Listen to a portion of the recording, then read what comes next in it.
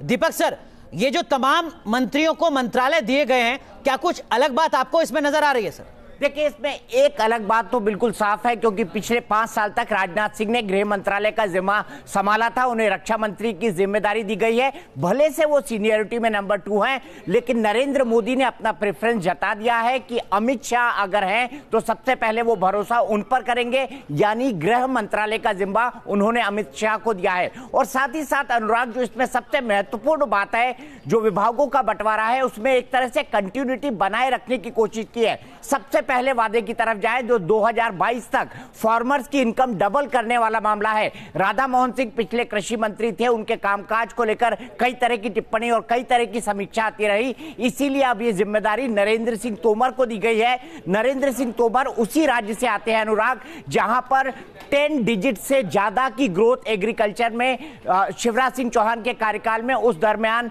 दर्ज की गई थी और काफी आगे गया था मध्य प्रदेश के कृषि को अगर कहा जाए तो। वो सबसे महत्वपूर्ण बात थी। जो दूसरा सबसे महत्वपूर्ण बात है, जहां पर उन्होंने कंटिन्यूटी को बरकरार रखा है, वो हरदीप सिंह पुरी। हरदीप सिंह पुरी भले से एक आईएफएस है, वो कैरियर डिप्लोमेट है, लेकिन उन्हें हाउसिंग की जिम्मेदारी सौंपी गई थी। और जो दूसरा सबसे महत्वपूर्ण वादा इस सरकार का है कि 2022 तक सभी को पक्के घर दिए जाए, तो इस कंटिन्यूटी को भी बनाकर रखा गया है। और जयशंकर के बारे में अभी अभी मेरे सहयोगी ने जो बात कही, मैं उसमें सिर्फ इतना ऐड करना चाहता हूं कि फॉरेन पॉलिसी के मामले में अगर प्रधानमंत्री का किसी भी व्यक्ति पर सबसे ज्यादा भरोसा है तो वो एस जयशंकर है। उन्हीं के साथ उन्होंने जितनी भी महत्वपूर्ण फॉरेन पॉलिसी के लैंडमार्क्स है उन्हीं के साथ तय किए थे। वो फॉरेन सेक्रेटरी रहे थे और जयशंकर को जिस तरीके से फॉरेन सेक्रेटरी बनाया गया था, उसमें यह बात साफ हो गई थी अनुराग की प्रधानमंत्री का वरद हस्त उन पर है और उनकी बहुत अच्छी ट्यूरिंग राष्ट्रीय सुरक्षा सलाहकार अजीत डोभाल के साथ है। तो ये तीनों बहुत महत्वपूर्ण बातें हैं जो प्रधानमंत्री ने कंटिन्यूटी को बनाए रखने के लिए अपने मंत्रिमंडल के साथ बरकरार रखी है। लेकिन दीपक जी, जब प्रधानमंत्री नरेंद्र मोदी आयुष्मान जैसी दुनिया की सबसे बड़ी योजना को लॉन्च करते हैं और 2019 में उस मंत्रालय की जिम्मेदारी सौंपी जाती है डॉक्टर हर्षवर्धन को, क्या आपको लगता है कि उम्मीदें डॉक्टर हर्षवर्धन से भी कहीं ज्यादा होंगी नरेंद्र मोदी की? बिल्कुल, डॉक्टर हर्षवर्धन खुद पेशे से डॉक्टर हैं, वो एक ईएनटी स्पेशलिस्ट हैं। इससे पहले भी नरेंद्र मोदी सरकार में वो स्वास्थ्य मंत्री रह चुके हैं, उसके बाद जेपी नड्डा को बनाया गया था। और हर्षवर्धन आयुष्मान भारत को आगे बढ़ाने के लिए, साथ ही साथ जो मेडिकल कॉलेजेस खोले जाने की बात कही है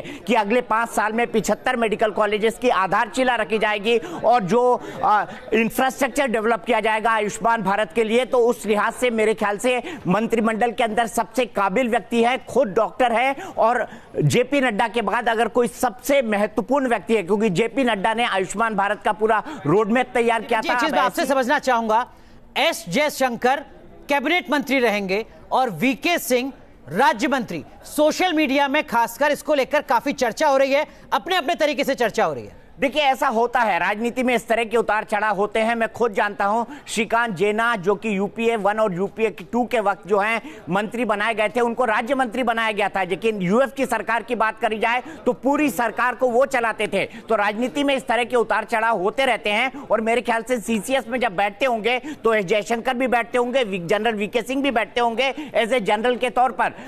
दूसरी बात, मैं कंटिन्यूटी की बात बता रहा था अनुराग, अगर मैं उस बात को आगे बढ़ाऊं तो बेहद महत्वपूर्ण यहां पर यह है कि नितिन गडकरी को सरफेस ट्रांसपोर्ट और रोड्स में बनाकर रखा गया है। यानी 2 से 28 किलोमीटर की सड़क बनाना जो उन्होंने शुरू किया था, वो काम एक बार फिर से चलता रहेगा। और साथ ही उनके जो दिलचस्पी का मंत्रालय है, जो स्मॉल इंडस्ट्रीज के साथ डील करता है, उसको भी उनको दिया गया है, क्योंकि इस तरह का कई तरह का काम वो नागपुर में अपने राज्य के अंदर, अपने कॉन्स्टिट्यूएंसी के अंदर करते रहे हैं। तो मुझे लगता है ये भी एक कंटिन्यूटी बनाए रखने की कोशिश की है। और साथ ही साथ प्रकाश जावड़ेकर को आईएनबी मंत्रालय दिया गया है। आईएनबी मंत्री जो है वो सरकार का प्रवक्ता होता है और प्रकाश जावड़ेकर लंबे वक्त से सरकार के प्रवक्ता रहे हैं। तो मेरे ख्याल से ये भी प्रधानमंत्री का एक फैसला है, क्योंकि लेकिन दीपक जी, जब आप नरेंद्र मोदी की 2014 से 2019 की सरकार के वक्त भी प्रकाश जावड़ेकर एक वक्त में आईएनबी मिनिस्टर रहे थे, तो वो इस मंत्रालय को बहुत अच्छी तरह समझते हैं। तो मेरे ख्याल से कंटिन्यूटी को बनाए रखने की प्रधानमंत्री ने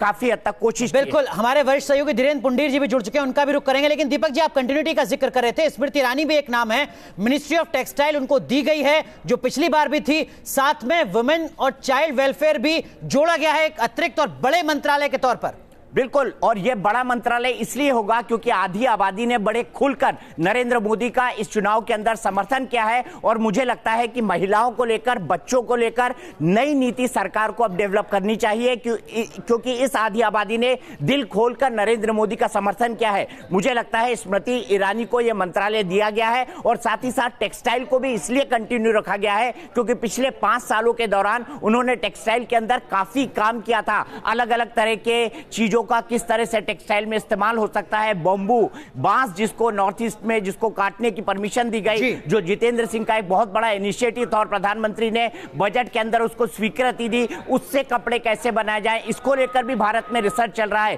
केले से कपड़े बनते हैं, उसको लेकर भी काम चल रहा है, और इन तमाम चीजों पर स्मृति ईरानी ने टेक्सटाइल मिनिस्टर के तौर पर काफी काम किया है। लेकिन